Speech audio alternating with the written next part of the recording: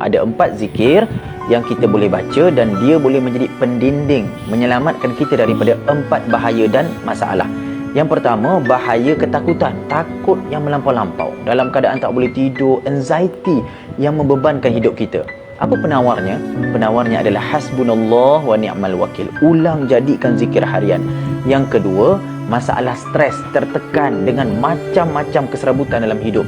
Sebab itu, zikir yang kita boleh amalkan ketika kita berdepan dengan stres adalah La ilaha illa anta subhanaka inni kuntu minaz zalimin.